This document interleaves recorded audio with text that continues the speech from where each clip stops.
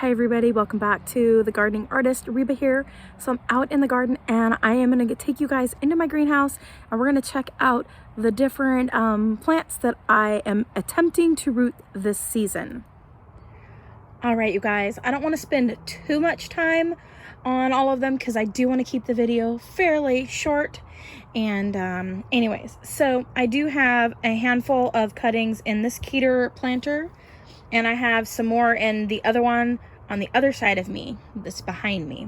So I'm gonna kind of just vaguely brush over them. I'm not gonna go into each variety that I have, but yeah, so let's do this. All right, so in this section here, I just randomly just stuck them into the soil. I did not use hormone rooting powder this year. I just figured I'm gonna pop them into the soil, and what takes, what doesn't.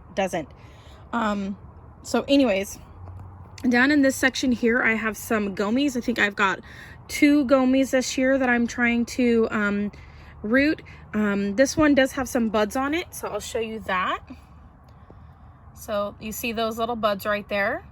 And then this one here has some green already and some buds as well. So I'm very, very happy. Now, the cuttings that I have this year, I do believe I got from Fruitingwood or something like that, a website. I'll find a link and provide a link so that you guys can go and check out their website. This is not a sponsored YouTube video of this company by any means. All right, I did get some cuttings from them last year. I would wager to say they were on the smaller side, the ones that I had gotten last year, and the majority of my elderberries, actually none of the elderberries made it, and this year it looks very promising. They sent me some really big fat cuttings, so I'm very, very happy, and I cannot wait for them to take root. They're already getting green, so I'll show you those in a moment. All right, so right in this area I have about 2, I want to say, autumn olives. I do have a one that is a red one, and then one that is a I believe it is going to be like more of a golden color autumn olive. And this one here has got some thorns, and it is a gooseberry. I did get the black velvet variety this year. Now, I am not going to be collecting every variety of gooseberry. I prefer the ones that are for dessert. So dessert gooseberries, the ones that are sweeter.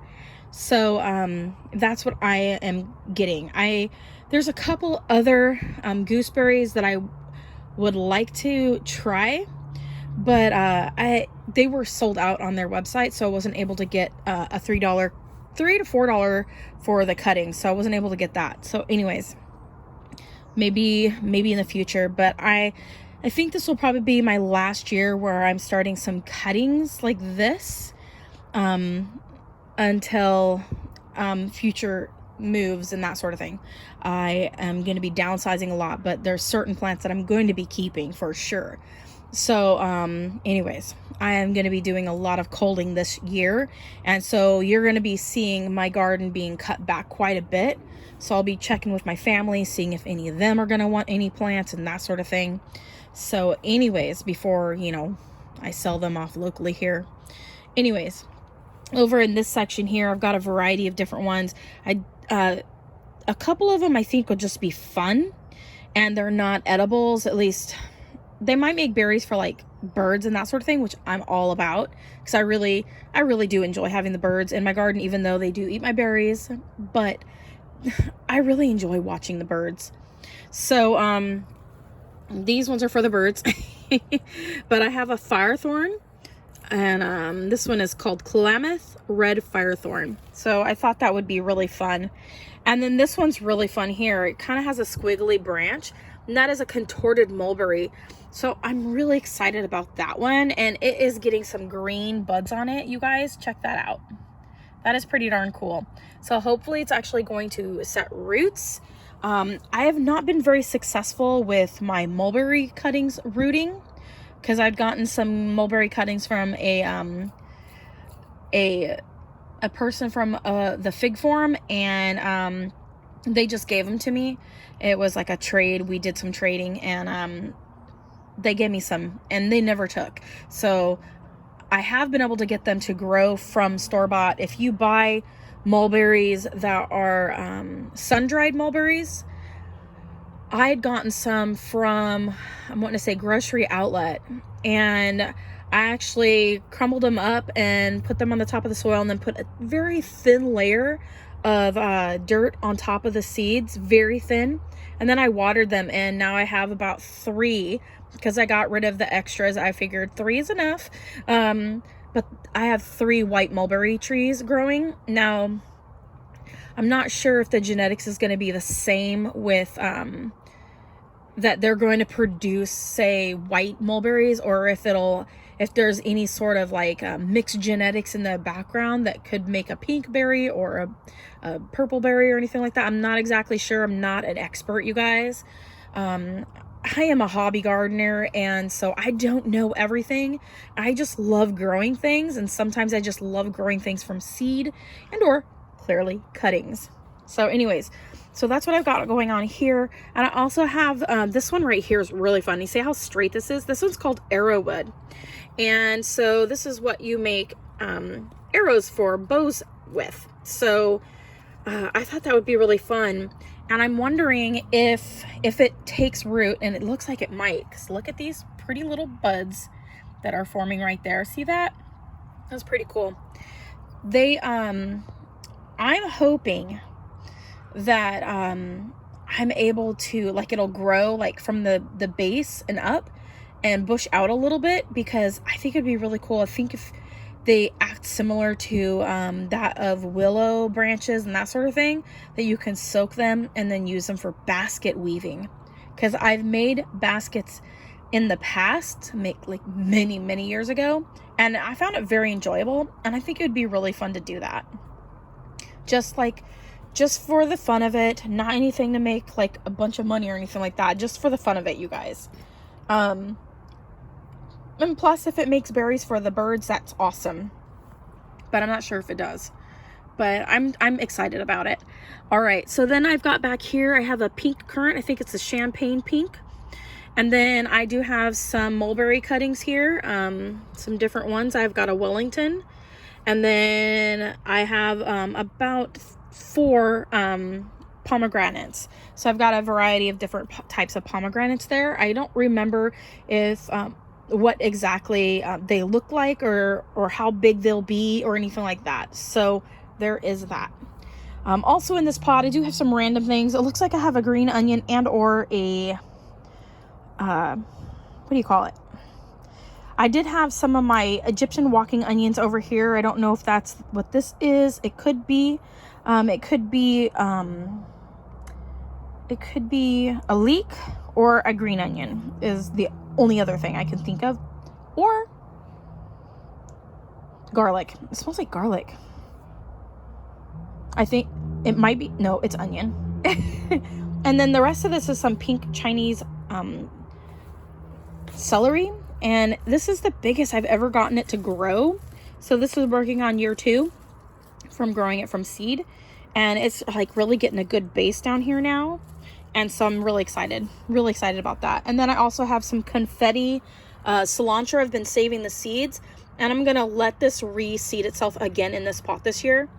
And then it looks like I've got an Egyptian walking onion there. I'm pretty sure that's exactly what that one is. And I like the confetti cilantro, you guys. And it's pretty nice. They all look like really small like that. And I just trim them a little bit with scissors, and I don't have giant chunks of cilantro when making tacos on taco night. So anyways, and then this corner over here has some, I'm wanting to say it's called a alto leek. It's an alto leek in the corner over here. Alrighty, so let's take a look here. Take you over here. I don't want to take you too fast because I don't want you to get dizzy.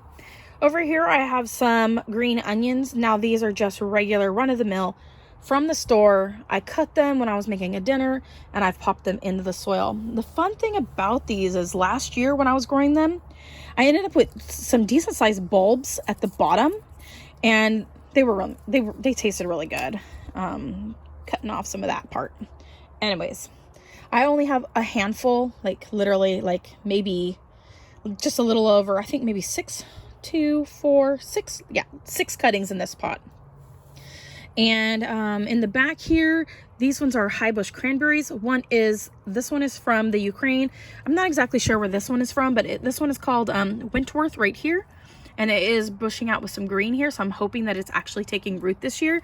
Last year I had gotten this one from the same company, and it never made it. And they were not as big as this. Last year, the cuttings that I got from this company were more like skinny like this. But just because it's super skinny doesn't mean that it won't root, you guys. So this one right here, this is how it's pronounced. So let's get it to focus. Okay, can you see that? That is how it's pronounced. Kalinka. I'm probably butchering it, y'all. All right, so that one is from Ukraine. And then these ones right here are 2 different varieties of loquat. They may or may not take. They are considered a cutting wood. Let's see here, cyan or cutting wood. So I guess they can root, but people generally actually use these ones to graft with. And I really love loquats, but I don't know how well they'll do in this climate. I'll probably have to protect them, so I don't know if I'll end up keeping them or not. I really love them, but I haven't had a loquat since living in California in forever. All right, so right here I have got an olive tree, and then this one here, I can't remember what this one was. This one here is a pineapple guava, that one. So that's what I've got in these 2 pots. Now I do have some that are just a small handful over here, and these ones are all the ones that have these tagged like that, these are all from the same company. And then I have these are my elderberries that I got this year to root. So I've got a variety of those, a couple of them that I tried last year that didn't make it, but it does look like we've got some nice green going on here, you guys. So that is really super duper exciting. And then we do have some budding on all these other ones, which is really, really great. So you can see. Now, a tip that my friend Aubrey over at Crybaby Sentimental Homestead, I believe that is what her channel name is. She actually was talking about these little tags the other day in one of her videos, and the importance of making sure that they remain loose on your plants. There is a couple in here that I do need to loosen up because it can girdle your plant and strangle them, and that is not a good thing. So I will actually be coming through my garden and making sure that all my plants are looking really, really good and not being girdled. All right, so that's what I've got going on here. And then I have some more elderberries down here. Some of them may or may not be doing okay. This one looks like it's coming back. Let's see here. And I do need to get out here and do some weeding. Yeah, I got some new elderberry growth here. Now this one is, I think, my blue elderberry. And then this one here is a gold elderberry. Now I don't know. Let's see here. I do look like maybe I got some growing. Now some of the green might be moss. But and then this one's growing, which is good. And this one right here is my variegated, which I'm so glad to see all the new growth on the bottom part. So I'll be coming out here this next week and doing some cleaning, and then I'll bring you along because I've been doing these videos where I've been incorporating quiet videos, and I really want to take my channel in that direction. I made a quiet video last summer and I really loved it. And after I made that video, I started getting recommendations for channels in other countries that have this quiet approach, because I think here in the US a lot of videos tend to be very self-centered. And not that I'm trying to get on a soapbox. I mean, although I am pretty short, I could use a soapbox, but we tend to be very long-winded, and I'm a very long-winded person, and I tend to talk a lot. And I think it's just a nice change of pace to have some very quiet videos. So I'm going to be working on my videographer skills using my cell phone, of course, and trying to attempt to create some artistic styled gardening videos. And also I'm going to be starting to incorporate my art here very, very soon. I've been saying that for about a year now, but I finally have a good setup and right now it's in my living room. And so my setup when I'm doing my art may or may not be garden related, because gardening artist does not imply that I'm actually gardening while I'm doing my art, although that would be fun. But it can be any kind of art, honestly, but it can also be art that incorporates garden aspects. Anyways, so coming over here, I'm just gonna show you some of the other plants that I've got here in the garden. I do have some fig trees up in this section, and they are doing good. Now, I did not bring all of my figs that I had started last year into the greenhouse this year, but I do have a small handful of figs in here that I knew needed a little bit more protection than others. I think my Smith is in here, and I do have my, I think this one here is the Nior de Caron. No, this is my Nior de Barbantane. Let's see here. Yeah, Barbantane. So yeah, so that one's in here. That one's a definite keep. My Smith is a definitely keep. BG Gold, I do believe I'm definitely going to be keeping that one as well, at least for now. Sucret is another really good one that I've heard really good things. I'm not going to be trimming this one back this year at all. I've got a Gross Monstrous. That one is a forever keep. And then Adriatic JH, that's another really good keeper. I might end up taking cuttings on them eventually, and at that point I will sell the cuttings on whatever website I decide to sell them on. I'm kind of leaning away from the whole fig bid arena, because people are just straight up fig snobs over there, and I'm done with the baloney.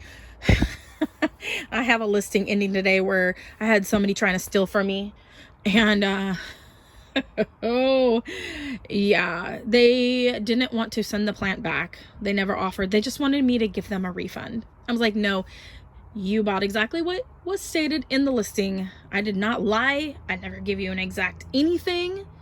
And so anyways, they can send the item back and they get their partial refund for what they are asking for.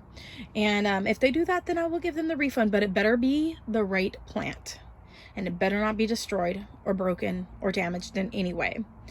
Anyways, rant over. But anyways, I will eventually have fig cuttings for sale. Probably not much this year or anything like that, but I may put them over, maybe put them over in Etsy and just have a flat rate for them, because I'm not looking to make money here, you guys, at all. But we'll see. I don't know. I'm kind of just getting a little burnt out with all those selling sites. Anyways, we'll see what happens. Alrighty, so I do have a quince here. Now this was one of my rescue trees, and this one was a quince from Rain Tree, and they have like a bucket there. Sometimes when you go and it's filled with random trees that they're calling from their collection, trees that are not healthy enough for resale purposes, really, and or the right shape that most people would want. So this is one of them. It had a big old break from a winter storm a couple of years ago, and then I've got some trees that came off of it. Quinces are another one of those ones you can root really easy, and so that's just a cutting from this tree down below the graft that I popped in there. So that's a different variety of quince, because it's not the same variety as because this here came from below the graft. So this is the graft right here. You can see the different color in the bark. So that's the graft right here, and this one here came from underneath that. So that's most likely a different variety. So I've got that. Now, speaking of quinces being really easy to root, I have this little beautiful one right here. I am keeping it in the greenhouse so that it gets protection from the frost. Last year I lost all my blossoms off of it from a hard freeze right towards the end of winter, the beginning of spring. And so this year I put it in the greenhouse so that it would protect all the blossoms, because there's so many, you guys. Look at that. It's just loaded this year, and since it didn't get to make the blooms last year, it's going to be blooming like crazy. Now this one has got a very beautiful orange colored blossom. It's a flowering quince. And I got the cutting from Home Depot. Now, they don't sell cuttings. By getting a cutting, I had gone in there and it looked like maybe some equipment that had moved around, or if the plant was being moved around, one of the branches had gotten snapped and it was very dried out on the end. And so I asked one of the employees there if I could have the cutting, since they're just going to throw it away anyways. And you're not always guaranteed that you're actually going to get a plant to root, especially when it was dried out that much, because it was pretty significant. And so always ask before you just take cuttings. And sometimes they'll say yes, sometimes they'll say no. Just depends on the box store and or the nursery that you are at. So just don't take them, you guys. So I did get it to root, clearly, and I've had it for about 3 years now. And so I'm excited for the growth this year, which should be pretty awesome. And then from some of the fig trees that I culled out of my main collection, I did take some cuttings. So I've got some here and I've got some up here. And those are going to be great for just like quick sells here locally later on in the season if they root. If they don't root, no big deal. And then I've got a bunch of sweet chestnuts that are in these pots here. And I'm wanting to say I have some more, but I think they're out in my garden in another spot. And I think I'm going to be taking all the sweet chestnuts to a plant swap here locally somewhere, sometime in the near future. So that's what I'm planning on doing, you guys. Anyways, my phone is about to die. I do also have one more tree in here. This is my gold cod apricot, and I just brought it in the other day because I want to try to protect it from the frost before any of the blooms start to push forth. And last year I lost all of the blooms, so I will hand pollinate it like I did the one year where I got a ton of fruit on it for being a small tree. And hopefully we'll see. Maybe I'll get a little small harvest off of it again this year. Anyways, you guys, thanks for watching.